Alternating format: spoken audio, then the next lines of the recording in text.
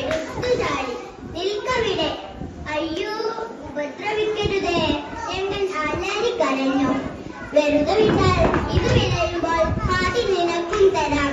ശരി, ഇപ്പോൾ നീ പോയിക്കോ. വിളവെടുക്കുമ്പോൾ ഞാൻ വരും.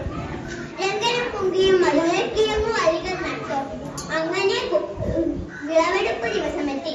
ചുപ്പുക്കരടി വരുമ്പോ കുങ്കി വിഷമത്തോടെ ചോദിച്ചു. തുമ്പയും അരിവാളുമായി രംഗൻ വയലിലെത്തി. വട്ടിയുമെടുത്ത് പിന്നാലെ കുങ്കിയും. എത്ര നേരമായി കാത്തിരിക്കുന്നു, എനിക്കുള്ള വീതം തന്നാട്ടെ. ചുപ്പു, നിനക്ക് ചെടിയുടെ മുകൾ ഭാഗം വേണോ അടിഭാഗം മതിയോ? എനിക്ക് മുകൾ ഭാഗം മതി. അരിഞ്ഞെടുത്ത വള്ളിക്കെട്ട് കുങ്കി സുബ്ബുവിന്റെ തലയിൽ വെച്ചു കൊടുത്തു. സന്തോഷത്തോടെ സുബ്ബു കാട്ടിലേക്ക് നടന്നു.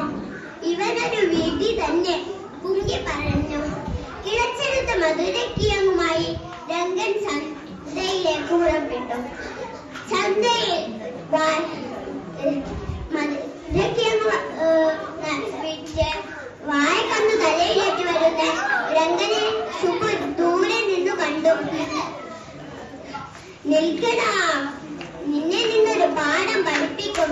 ചുക്കുവിന്റെ അലർച്ച കേട്ട് രംഗൻ ജീവനും കൊണ്ടോടി.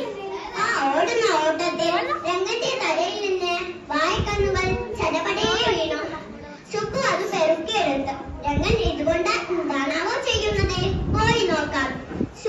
രംഗൻ വാഴ നടുന്നത് സുബ്ബു ഒളിച്ചു നിന്ന് കണ്ടു മനസ്സിലാക്കി. സുബ്ബു കുഴിയെടുത്തു, വിത്തു നട്ടു. സുബ്ബു ദിവസവും വെള്ളമൊഴിച്ചു. അങ്ങനെ സുബ്ബുവിന്റെ വാഴ കുലച്ചു. വാഴക്കുലയുമായി സുബ്ബു രംഗന്റെ അടുത്തെത്തി. രംഗൻ അമ്പരന്നു. ഇതെവിടുന്നാണ് കിട്ടിയത് ഈ വാഴക്കുല? നടന്നതെല്ലാം സുബ്ബു പറഞ്ഞു. രംഗന് സന്തോഷമായി.